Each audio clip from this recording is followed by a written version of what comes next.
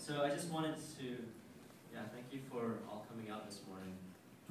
Really appreciate it. And I guess before starting, I just want to frame my experience of coming to Christ from an agnostic atheist background is really consisting of two parts, one reason and another experience. And I'm just going to talk about the experience today, but I just wanted to mention that for me, I frame my experience within reason. That for me, if me coming to Christ was just experience, then it's hard to differentiate this faith versus other faiths, other cults, other religions. And so that's really where the reason for me comes in, whether that's philosophy, theology, history, anthropology, trying to fact check this faith and make sure that it's a reasonable, justifiable belief. But anyways, with that, let me dive into the experience part, which is, for me, I came to Christ 4 years ago, so it's been a while since I've walked with Him as a Christian. But I came to Christ from a non-Christian background, from a secular family. We maybe went to church for Christmas once every 3 years or something like that. So from a non-religious background, agnostic atheist, no God in my worldview. And for me, I grew up like a normal upbringing, I would say. Maybe I grew up pretty shy, so maybe that was a little different. Just working hard in school, trying to make friends, trying to get into college, trying to be a good older brother. And things didn't really start to change until, and I guess that's pretty normal, right? That's probably pretty normal for most people, and more people nowadays, growing up like that in a secular upbringing. But for me, it started to change junior year of high school. At the end of that year, kind of got in, we had like a little arms race prank war with some friends, which kind of got out of control and resulted in some vandalism. And so that left me a little bit broken with some lost friends out of that incident. And so the following summer, I went to a church camp with a friend that invited me out. Just kind of went, didn't believe it, just kind of thought it was nice, and left. And that took me into senior year of high school, which was really different for me, because I began to, I don't know about some of you with your high school experiences, but by the end of high school, everyone has their groups, everyone has their cliques, and I don't know, also I just felt like there's just a lot of superficiality, and for me, I began to walk into a worldview where I saw the concept of sin and brokenness and depravity in human nature, and for me that came from just seeing it in my friends, in my acquaintances, in myself, in my family, seeing problems, brokenness, insecurities, ego, stubbornness, things that are part of our stubborn personalities that get in the way and often cause conflict with other people, cause fights. And when those fights erupt, it's blatant that there is something wrong in our souls.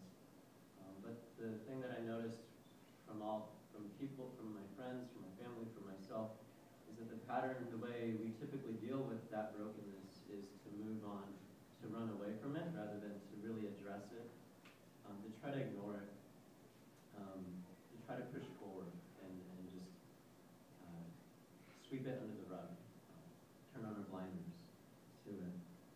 And for me, I saw that didn't work, because wherever that brokenness was and wherever we ran from it, it would come up over and over and over again, whether that was seeing it in other people, in my friends, in myself, in my family.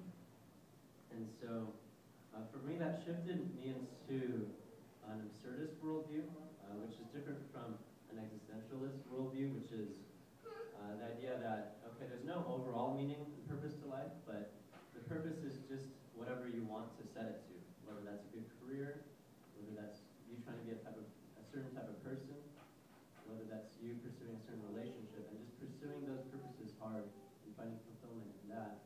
But for me, my view of human nature was just so broken that there was this emptiness, brokenness inside the human heart that no matter what goal we pushed forward towards, that brokenness would leave that goal, make it impossible, or at least leave that goal hollow inside.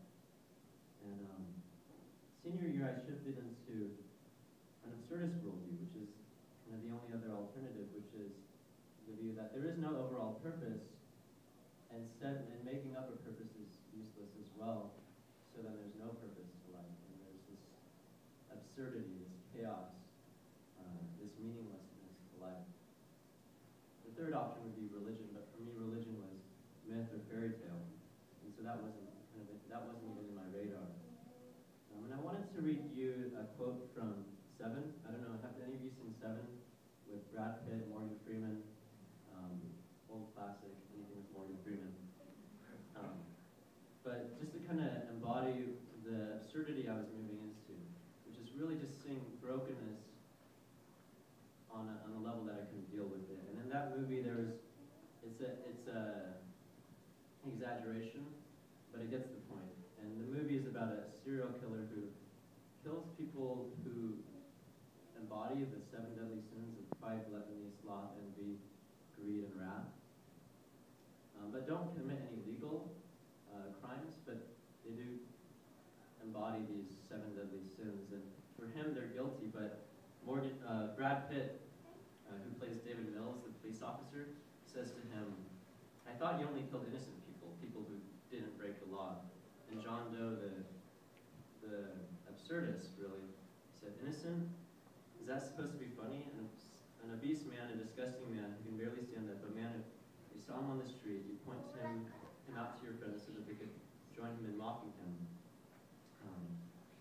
And then after him, I picked a lawyer, and I and you both must have secretly been thanking me for that.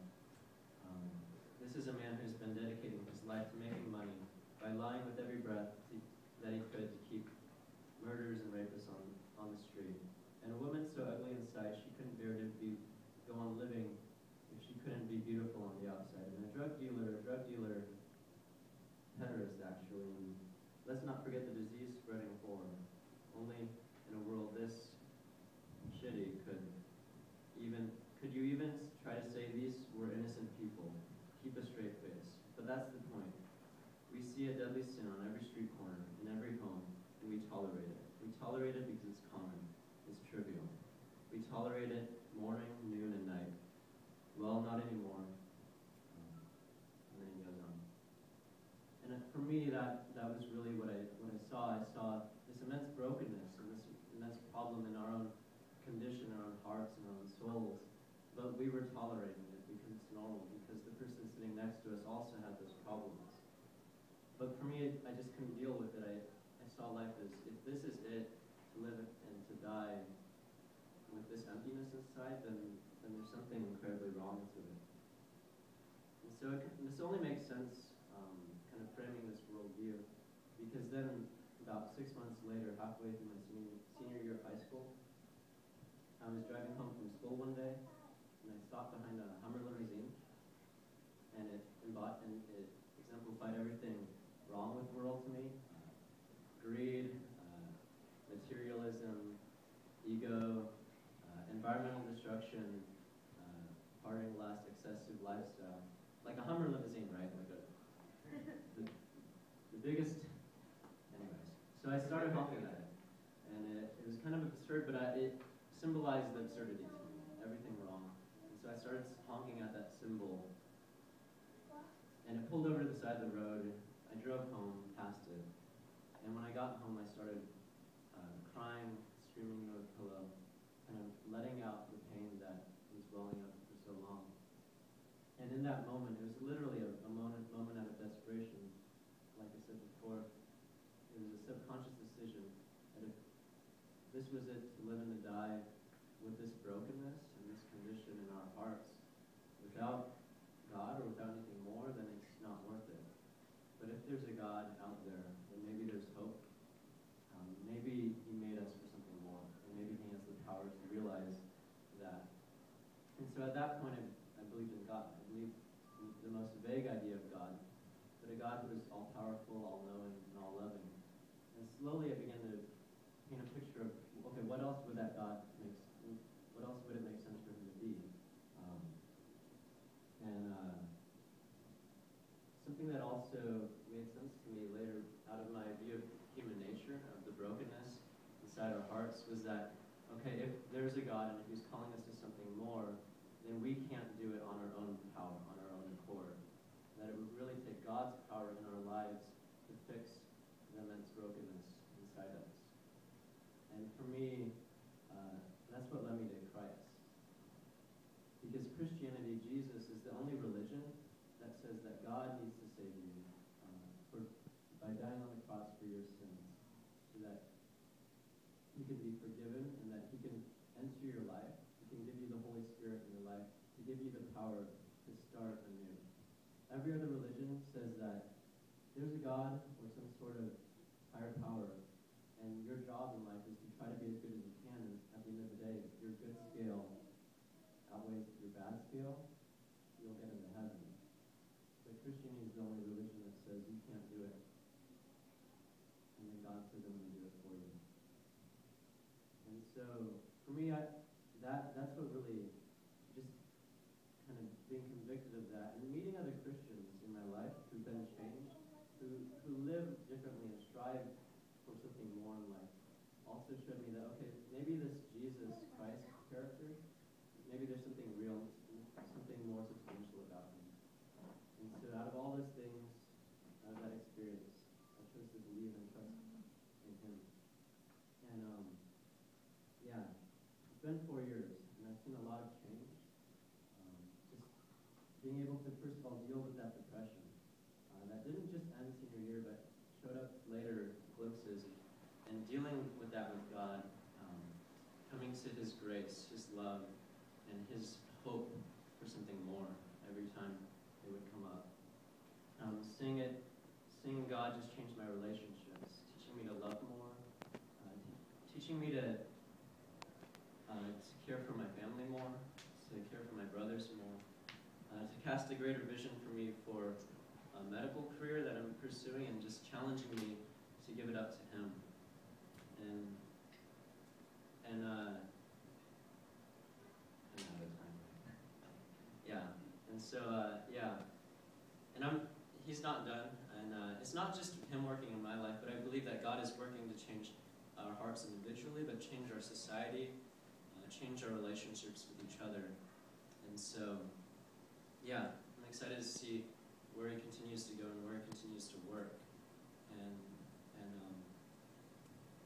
yeah, if you don't know God, if you don't know Christ, I'd invite you to explore a little more about who he is, and is he real, and does he really have the power to change your life? Thanks.